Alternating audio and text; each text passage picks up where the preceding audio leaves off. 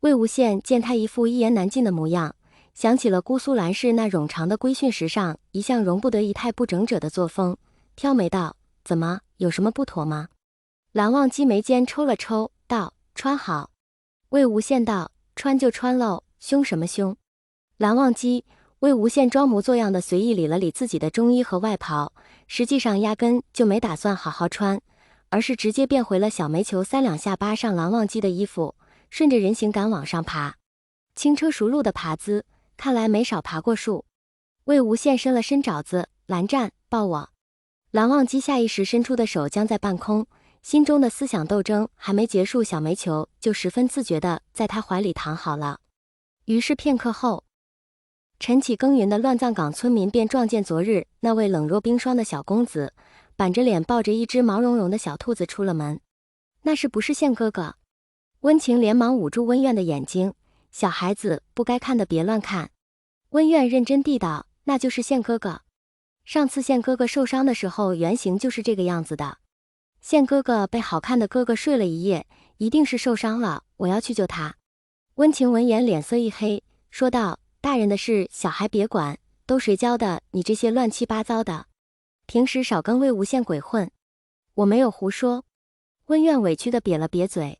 蓝忘机一路抱着小兔子到了河边，依旧是昨夜逡巡时的那条河。白日来看，日光下澈，树叶的叠影斑驳，水路一路蜿蜒到看不见的枫林后。他本想把魏无羡放下来，却发现魏无羡又睡了过去，好似粘在了自己的手臂上，怎么都拔不下来。蓝忘机欲言又止，小煤球牢牢抱紧了他的左手，八风不动。算了。蓝忘机俯下身，用手舀起一抔水，简单的整理仪容，左手的力道放得很轻，几乎没有什么颠簸。就在蓝忘机松了一口气，准备给小煤球也简单沐浴一下的时候，魏无羡翻了个身，咕咚栽了下去。蓝忘机，扑通一声，水花四溅，小煤球咕噜咕噜地沉下去，使得魏无羡瞬间睁开了眼睛，在水里扑腾了几下，被蓝忘机慌慌忙忙地捞了起来。小煤球在他手里连连呛了好几口水，全身抖个不停，毛毛被水沾湿，又旋着身子甩干。他控诉道：“蓝湛，你干什么？看不惯我，就把我丢到水里去。”蓝忘机略带歉意道：“我没有。”魏无羡道：“没有你把我扔水里做什么？”蓝忘机解释道：“是你自己松手掉了下去。”魏无羡喃喃道：“是这样吗？我自己掉下去的。我睡相有那么差吗？”蓝忘机嗯了一声：“是挺差的。若不是他后半夜变成了兔子，他就要抱着衣衫不整的魏无羡睡一个晚上了。兔子若是沾了水疾，便容易生病。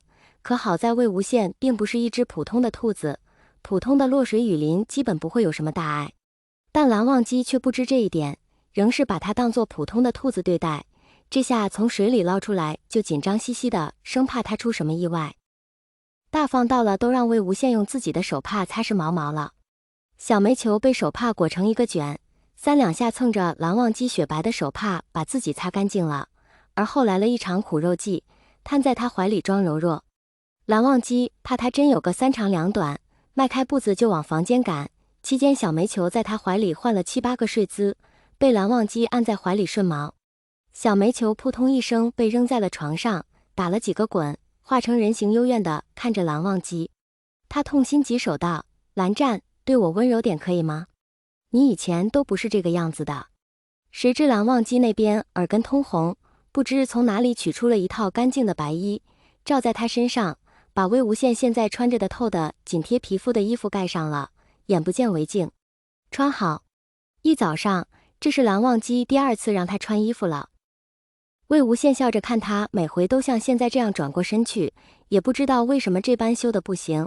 等指尖撩起白衣打量了一会儿，半晌得出了一个结论：难怪了，这衣服是蓝忘机自己的吧？工制的卷云纹绣案，领口的淡淡檀香，衣服尺寸还大了一个码，宽宽松松地多出来一小截袖子，不是蓝忘机的，是谁的？其实他们兔腰换个衣服也并不麻烦，打个响指烘干水汽也就好了。谁知蓝忘机一副比他还急的模样，二话不说就把自己的衣服扔给他，也不知在心虚掩盖什么。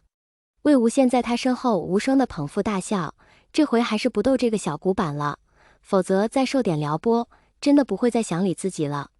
再说了，蓝湛都让他穿自己衣服了，能穿为什么不穿？衣料的摩擦声窸窸窣窣，蓝忘机不知想到了什么，整个人如同蒸腾的热水，一步步站到门外去了。待魏无羡出来，蓝忘机才回头看，大概归功于人长得丰神俊朗，俊俏无比，不论是黑衣的魏无羡，还是穿着他的白衣的魏无羡，都让人移不开目光。